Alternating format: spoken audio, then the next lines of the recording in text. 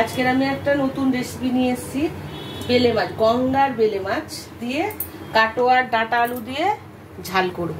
এটা যে কাটোয়ার ডাঁটা কেটে নিয়েছি, 4 পিস করে নিয়েছি। ডাঁটাটা খুব মোটা ছিল, তার জন্য লাগছে এই ডাঁটা আলু কেটে নিয়েছি, আদা রসুন পেস্ট করে নিয়েছি, পেঁয়াজ কুচিয়ে নিয়েছি, আর লাগছে তেল, নুন, গোটা জিরে, জিরে গুঁড়ো, লঙ্কার গুঁড়ো, হলুদের গুঁড়ো আর লঙ্কা, তেজপাতা। এখন আমি গ্যাসটা জ্বালিয়ে নেব।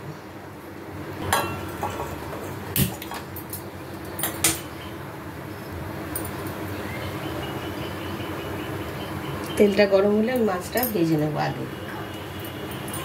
তেলটা গরম হয়ে গেছে, এখন আমি মাছগুলো আস্তে আস্তে ছেড়ে দেব।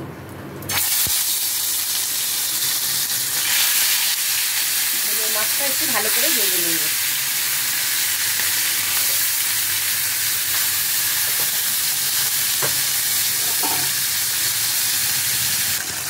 মাছগুলো ভাজা হয়ে গেছে, এখন আমি একটা একটা করে তুলে নেব মাছটা।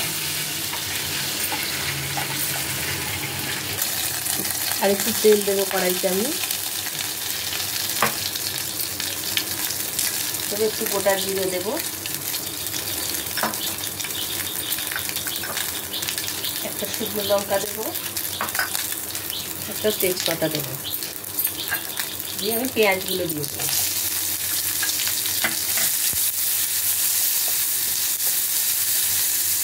লাল লাল হয়ে গেছে, এখন আমি দিয়ে দেবো আদা রসুনের পেস্ট।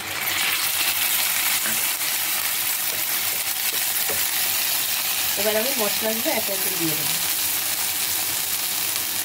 এখানে দেবো নুন, হলুদ গুঁড়ো, জিরে গুঁড়ো, লঙ্কার গুঁড়ো। ভালো করে এটা আমি মাখিয়ে নেব। সামান্য একটু জল দেবো। মশলাটা তেল ছাড়া পর্যন্ত কষাবো আমি। দেখুন তেল বেরিয়ে এসছে, মশলাটা আমার কষানো হয়ে গেছে।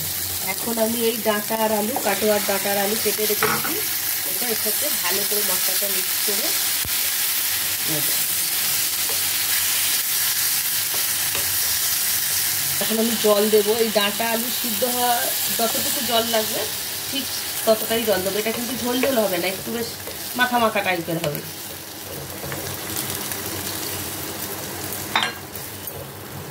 এখন আমি 5-7 মিনিট ঢেকে রাখবো। ডাঁটাটা সিদ্ধ হলে খুলে মাছটা দেবো।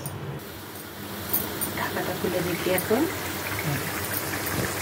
একদম জল আছে, এর মধ্যে আমি এখন মাছটা ছেড়ে দেবো।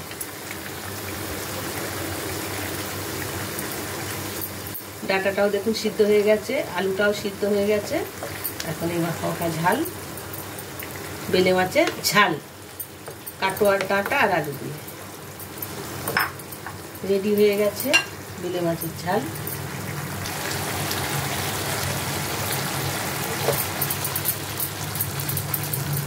গ্যাসটা বন্ধ করে আমি এখন নামিয়ে নেব।